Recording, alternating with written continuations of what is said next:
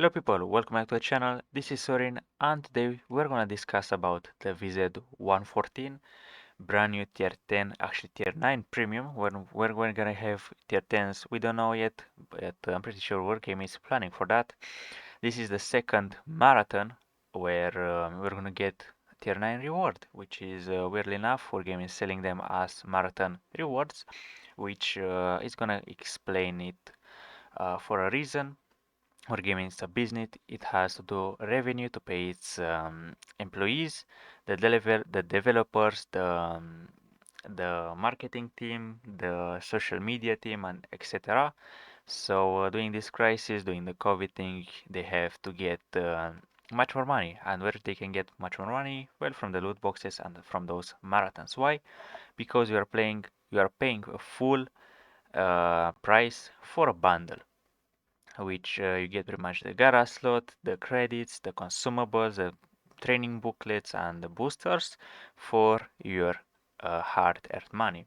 Which for your hard-earned money, it's not the best deal, but once again, you're getting a tier 9 premium, which weirdly enough, it's not overpowered, which is a good thing in my opinion. So this is the VZ114. We're gonna run a marathon once again, as I mentioned, 10 days, 268,000 experience is a lot to grab yourself not the most competitive vehicle in the game, but once again, you are at tier 9, you do have +1, -2 matchmaking. Um, and personally, is it really worth it to have worse in class statistics to get only this matchmaking? Well, personally, no. As usually, I do like firing at tier 10s and get this 20% bonus to experience and credits. This is where all my high earning games are making a lot of profit, a lot of experience, and playing at tier 9 it pretty much defeats these points. But it's a really controversial point, guys. Does a tier 9 makes much fun when you're playing with it, or you don't really make a difference and playing tier 8 it's alright for you? Tell me in the comments what do you think. Um, Statistically wise, this tank it has a different playstyle. It has its own playstyle. Why? This tank combines uh, two things. Actually, three things, which is good frontal armor with a weak point, as it has to be balanced. You get 530 alpha damage, which is really good for a credit maker. You need to fire like 4 to 5 rounds to make a good amount of profit.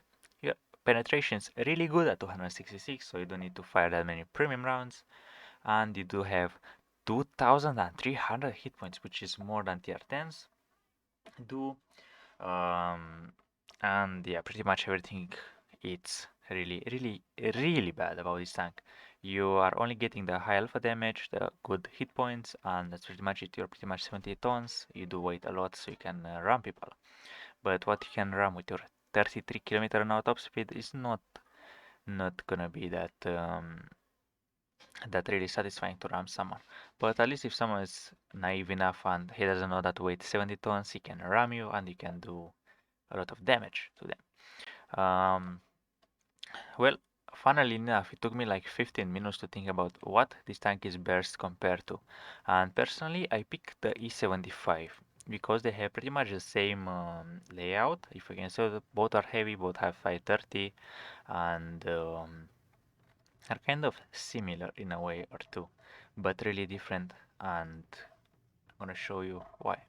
So, at the at the firepower, we can see that the E75 it's green. It's much better. It's only because they have much better DPM, much better aiming time, and the DPM really counts. It's pretty much like one shell every minute that E75 can pop out of its gun, whereas the VZ it's taking 20 seconds to load one shell. But once you put the rammer, once you put the brothers in arms, the vents, and things, it's not gonna worth really firing like snapshotting, firing on the move, not aiming your shells, it's not gonna be really worth it, as you pretty much have a 750 alpha damage reload or 650 or anything, but not 530. 530 is so little for this long aiming time. For the penetration, 20 penetration bonus is really different. It's really making a difference. So you don't need to fire that many hit rounds. Talking about the hit rounds, you do have hit with 960 velocity. E75 gets the same amount of penetration, 311 with APCR with 1150, which is much better. But you cannot really fire and penetrate that many tanks at distance. Talking about the Type 4, firing at a Type 4 or Type 5 at long distance, the VZ is gonna hit and penetrate most of the times, whereas the E75 is gonna lose penetration over distance. Um, Both have the same traverse speed, which is copy pasted. This thing gets really flexible amount of gun depression and elevation angles at minus 10 and 20, making it really flexible on a ridge line. Keep in mind that this tank, when it's facing backwards, only gets 4 degrees, so if you're gonna catch steers and he's gonna point your gun towards you, he's not gonna be able to aim for your lower plate. So yeah, keep advantage of that. At the same time, you can keep taking advantage of his aiming times. 3.7 seconds, which is, I believe, um, worse than a KV2. And the KV2 is like a field cannon. And yeah, the 2.3 seconds of the E75 just makes it like look like it's a like 75 millimeter compared to like a 122. This is the huge of a difference. And personally, I do play the E75 quite a lot. And the combination of the ground distance where the E75 has 0.23 while moving, you do have 0.35 accuracy, which is worse than the VZ. But the aiming time combines to like a really nice gun handling where you're stopping for like 2 seconds to aim and you're pretty accurate at the same time. So the gun of the E75 feels much more flexible, plus the DPM advantage. It is just a pleasure to play the E75. Whereas these things, um, well, you are pretty much hoping to hit and not miss or not penetrate because you are gonna wait for about 17 seconds or 16.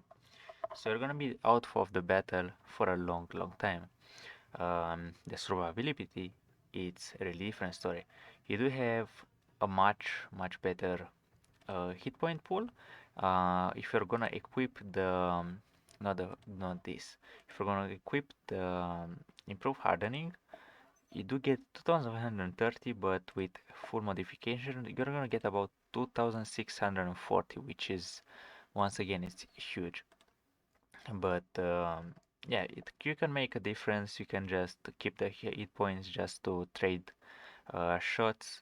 This is how you're gonna stack up damage. Um, but the hull armor doesn't feel like is that well as the E75, where the side and the rear are pretty much 120, which makes the E75 much more easier to play. Once I forget to mention that I never phase it in 30 battles. Usually when there is a new vehicle and there is a marathon vehicle, everyone just paying that 100 euros just to be like the first one to get into into the first day of marathons. And I believe there were like um, people like content creators, the collectionary people, the one that really want to have all the tanks. But with the VZ, I haven't really seen anyone doing this.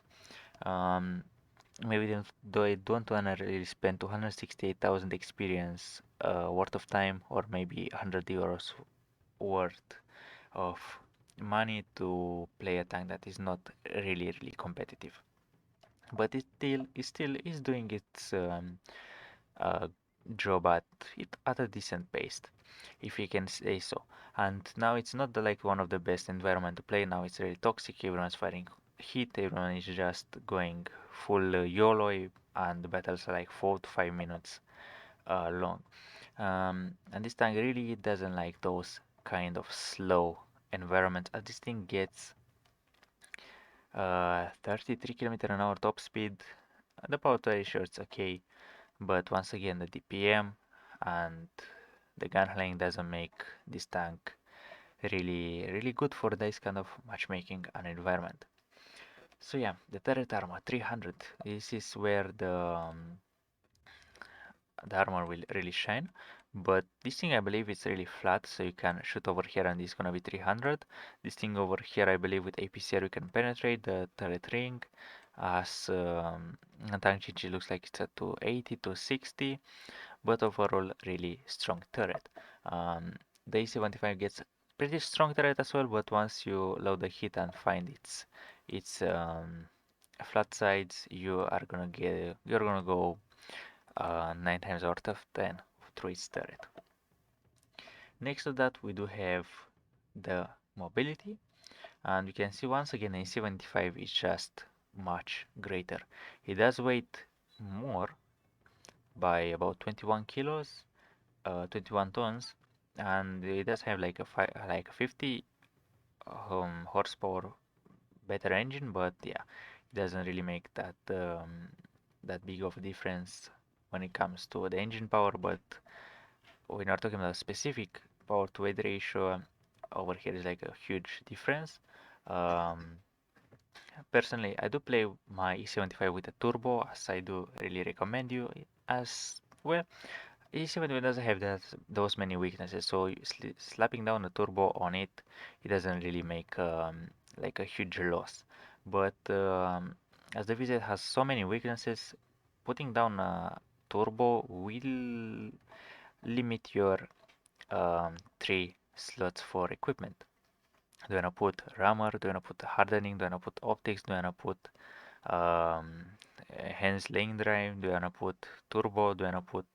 You need like 7 slots to make this thing playable. Do you need vertical stabilizer? Do you wanna stack double vertical stabilizer with the thing, the aiming unit, not the aiming unit, the mechanism or whatever it's called to boost your dispersion once again. Yeah, you need like pretty much all equipment in the game to make this thing playable. But yes, once again, 10 km an hour reverse, it's really not the best when you're gonna pull back a corner. Um, A75 gets 15 km an hour. This is like you pretty much can confidently pull back around the corner or a ridge line with no stress that you're gonna get overwhelmed by the enemies.